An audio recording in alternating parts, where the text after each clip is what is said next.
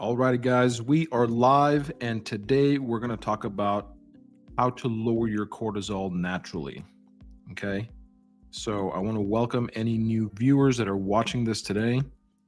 My name is Mike. I'm a physician assistant. I graduated from Texas Tech University, and one of my biggest passions is learning how to manage stress and lower cortisol naturally. So, this video is not going to be about any medical advice. It's not going to be about how to treat things. This is just some observations that I've learned over the years for myself and for some of my patients. So, why does this matter? So, cortisol is a body's primary stress hormone.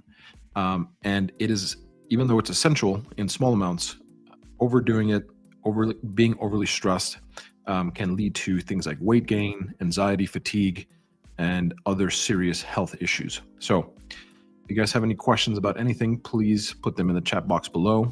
I will do my best to answer them for you. So we're going to go over a couple of things today and answer your guys' answer some of your guys' questions. So like I said, if you guys have any questions about anything, please put them in the chat box. I'll do my best to answer them for you. All right, so let's see here. So what is cortisol? Cortisol is a hormone, and it is produced by the adrenal glands. Again, this helps with energy, it helps with metabolism, it helps with immune response. But if it's chronically high, this can be bad for health.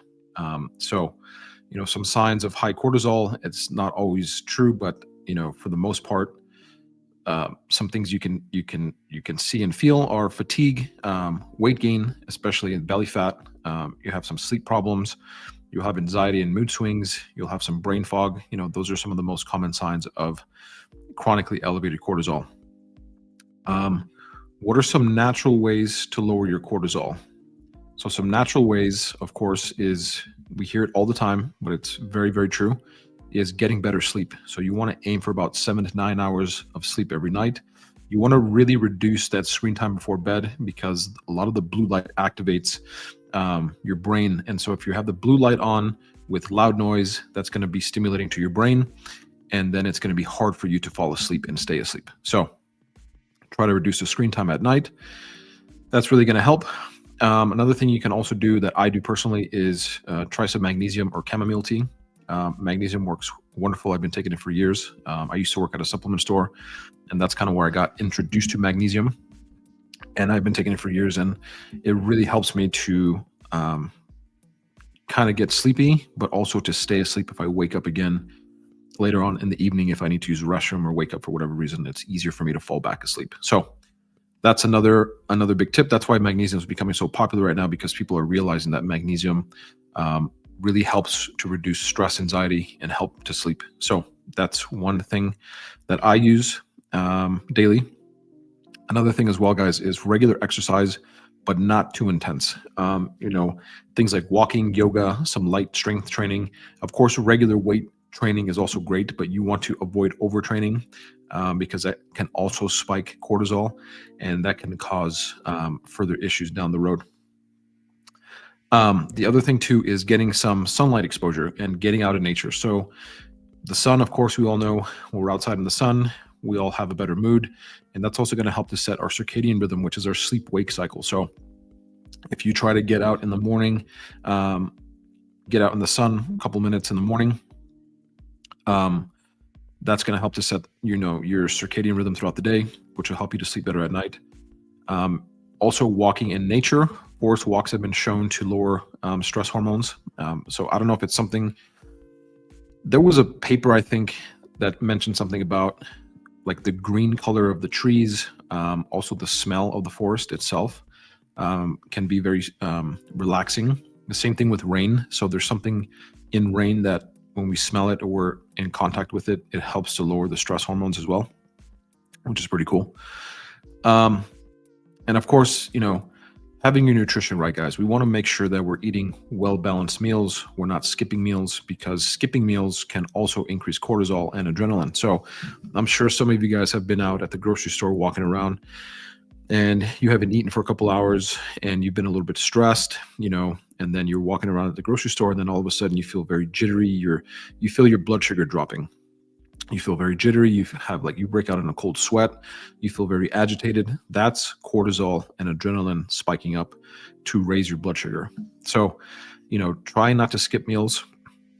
I know there's a big, fasting wave out there and intermittent fasting and all this kind of stuff, guys, but that's only for certain types of individuals. It's not for everyone. So make sure you find what works best for you and try to eat well-balanced meals. Don't just do pure protein. Don't just do pure carbs. Don't just do pure fat.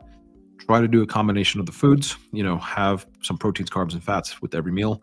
That will help to stabilize your blood sugar throughout the day and make sure you don't run into those blood sugar dips and spiked cortisol. So that's another thing too, guys. There's some other supplements that I like personally. I know a lot of people like ashwagandha, but I'm not a big fan of ashwagandha, to be honest with you. I've tried it before. I think for me personally, makes me a little bit depressed. What I like better than ashwagandha is something called rhodiola.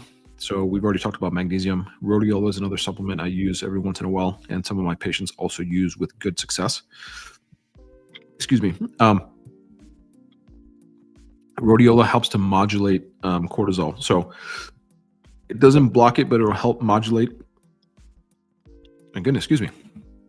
It'll help to modulate how much the cells use of the cortisol. So it is a good cortisol modulator. Another one too that's kind of becoming kind of popular is L-theanine. So L-theanine and caffeine work really good together. So sometimes caffeine by itself alone, without any food or nutrients, can cause adrenaline spike, cortisol spike. But taking it with L-theanine kind of smooths it out. It helps to also increase dopamine, which is also pretty cool. Get you feeling a little bit better. Another thing too, guys, that I use every single day that I've used for years now is either meditation or breathing exercises. So those two things are game changers for me. Depending on the morning, if I wake up super stressed, if I feel like I didn't sleep good enough, I'll do a 5-10 minute meditation in the morning before getting up. If I don't feel like meditating, I'll do some breathing exercises. Sometimes I'll do breathing exercises throughout the day as well, especially if it's been a very stressful day. I'll take some time for myself, a couple of minutes, and just do some breathing exercises that'll really help to bring down the stress response. Another thing that we kind of take for granted, guys, is, socializing a little bit more with friends and family. I know sometimes friends and family can be difficult, but, trying to hang around your friends and family that are energetic, that are high energy, that you can laugh with, you can joke with. Try to spend more time with those people. That also has shown to lower cortisol. And then another big one, guys, is journaling and gratitude. So having gratitude for every single thing that happens in your life, whether it's good or bad. Always flipping the perspective of, even if whatever it is, if it's a bad thing for you, try to flip it and have some gratitude for it and look at it in a different perspective will also lower your cortisol and stress. And having a journal. So a journal of either a gratitude journal, or you can also use a journal to write out the things that you don't like or don't want. And just getting that out of your brain onto paper seems to also help as well. So these are some tips, guys. I hope that it helps. If you guys have any questions, please leave them in the comments below. I will do my best to answer them for you. And we will do one of these lives sometime in the future again. And I hope that you guys found this valuable. So you guys take care. Have a good day.